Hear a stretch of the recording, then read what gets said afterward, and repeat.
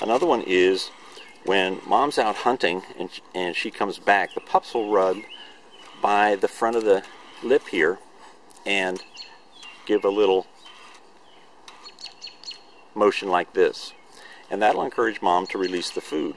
And then of course when they're done eating, mom returns the favor and does the same thing back. So this is a very maternal thing to be doing for the pup or for the dog. And again, this would be a very community thing to be doing.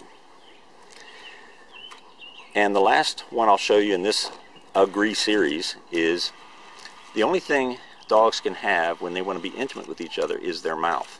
So if you shape your hand like in the form of a mouth, and now using my fingernails, including my thumb here, we come down and do this digging arrangement here. So it's not the flat-handed rub that you would typically see. It is like this. And you can see how much Tessie likes this kind of thing, because not only does this feel good, but it has meaning. There you go. Good. So the more kinds of times that you can do those kinds of behaviors to agree with behavior, which means you're going to have to find the behavior and then go ahead and agree with it, whether they're walking beside you or whatever. It's very important to do, and just like that, they bond up with you, because they don't push away like people do, because the more that are in my group, the more that are in my pack, the better defensive we're going to be. So they're more than willing and very quick to accept someone who is showing that they're part of the same pack. Good.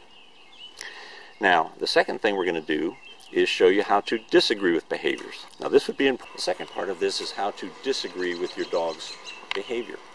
This is really important because your dog's always going to show signs of ramping up before they bite or before they attack. You can see it in the stiffness of their body and where their ears are pointed and things of that nature.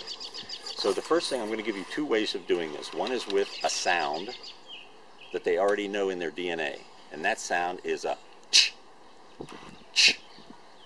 And that sound they know because in the wild they would run through the woods and startle different animals.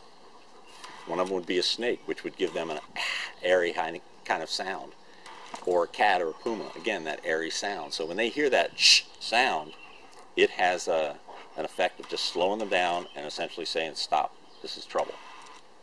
Okay. And then the second one is taking that same leash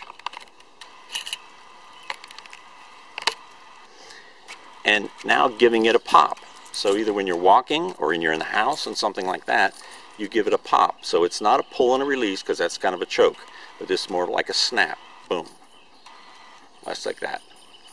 So whether you're in the house, out of the house, you can go ahead and use a correction just like that.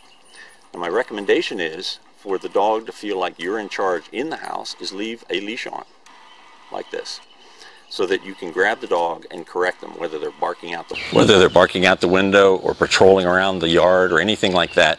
You want to go over there, grab that, and correct them. If they escape, they win.